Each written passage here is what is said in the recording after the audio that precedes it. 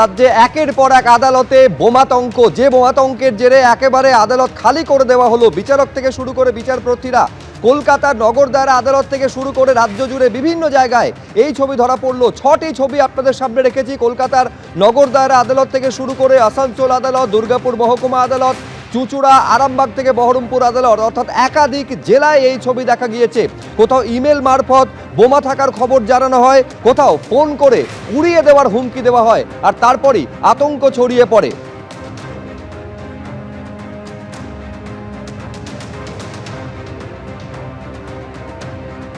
কলকাতার ছবি আবার আপনাদের সামনে রাখবো। নগর দায়রা আদালতে বোমাতঙ্ক, ইমেলের পর বোমাতঙ্ক ছড়িয়ে পড়ে। স্নিফার ডগ এবং বম ডিসপোজাল স্কোয়াড এনে তল্লাশি চালানো হয়। দেখতে পাচ্ছেন যারা বিচার প্রার্থী যারা ছিলেন, যারা আইনজীবী যারা ছিলেন, এক এক করে তারা কোর্ট ছাড়তে শুরু করেন।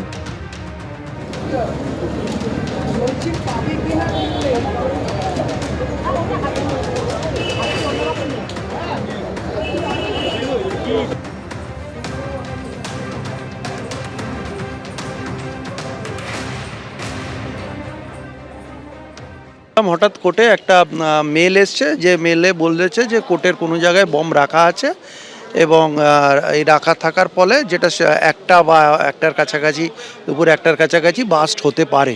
আমরা মেলটা দেখিনি, তো আমাদের কোর্টে যারা আধিকারিক আছেন, রেজিস্ট্রার সাহেব আছেন এবং অন্যান্য জজ সাহেবরা যারা আছেন, তারা সঙ্গে সঙ্গে স্টেপ নিয়েছেন এবং হেয়ার স্ট্রিট থানায় যোগাযোগ করেছেন এবং হেয়ার স্ট্রিট থানা থেকে লোক এসেছিলো।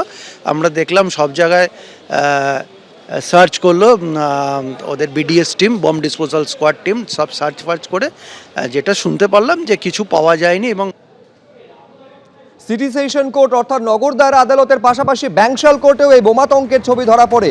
এই বোমাতঙ্ক তৈরি হওয়ার পর যারা সেখানে ছিলেন প্রত্যেকে বেরিয়ে আসেন। একেবারে পুলিশ কুকুর দিয়ে তল্লাশি পর্যন্ত চালানো হয়।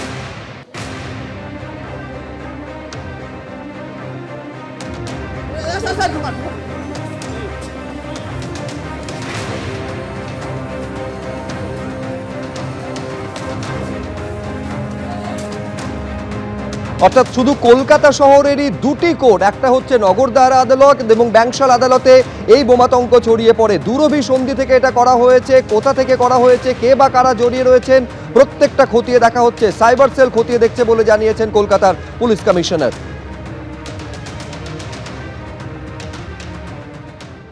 আমাদের কলকাতার ক্ষেত্রে বলতে পারি দুটো কোর্টে, সিটি কোর্ট এবং ব্যাংশাল কোর্টে একটা মেল আসে, একটা বোমাতঙ্কের মেল। সঙ্গে সঙ্গে একটুও দেরি না করে আমাদের ডিটেকটিভ ডিপার্টমেন্টের bomb detection and disposal squad BDDS তারা যায়, পুরো জায়গায় তল্লাশি চালায় এবং বিচারপতিদের সঙ্গে তারা কথা বলে, তাদের নিরাপত্তার ব্যাপারে আশ্বস্ত করা হয় এবং পুরো তল্লাশির পরে কোথাও কোনো সন্দেহভাজন কিছু মেলেনি। কিন্তু আমরা সর্বোচ্চ গুরুত্ব দিয়ে বিষয়টা দেখেছি এবং বিচার ব্যবস্থা এবং বিচারপতি এবং যারা বিচার প্রার্থী তাদের নিরাপত্তা আমাদের সর্বোচ্চ অগ্রাধিকার। আমরা সেইভাবেই বিষয়টা দেখেছি। আতঙ্কের কোনো কারণ নেই। আর এই মেলটি ও ছিল এবং মেলটি কে কি কারণে কোথাও করেছিল সেটাও আমরা খতিয়ে দেখব। অযথা আতঙ্ক ছড়ানোর যদি চেষ্টা কেউ করে থাকেন, কেউ বা কারা করে থাকেন, তাদের বিরুদ্ধে সেটাও খতিয়ে দেখে আমরা কিন্তু কঠোর আইনি ব্যবস্থা নেব। আমাদের সাইবার ক্রাইম শাখা এবং আমাদের ডিটেকটিভ ডিপার্টমেন্ট দেখছে। এখন সবথেকে বড় প্রশ্ন হচ্ছে, যে বিচারকেরা এসআইআর এর কাজের সঙ্গে যুক্ত, তাদের কোর্টেই কি টার্গেট করা হয়েছিল? তাদের কোর্টেই কি বোমাতঙ্কের খবর ছড়িয়ে পড়ে? এই প্রশ্ন যখন করা হয় সিইও অর্থাৎ মুখ্য নির্বাচনী আধিকারিককে, তিনি বলছেন জুডিশিয়াল অফিসার যারা, তাদের নিরাপত্তা দেওয়ার দায়িত্ব রাজ্য পুলিশের ডিজিপির। কি বলছেন একবার দেখব।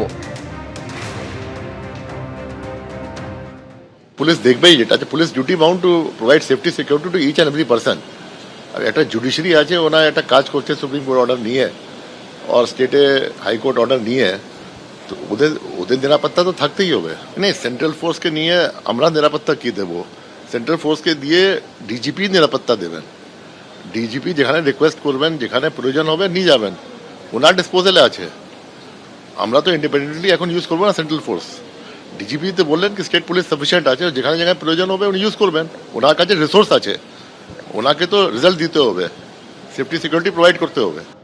এবিপি আনন্দ, এগিয়ে থাকে, এগিয়ে রাখে।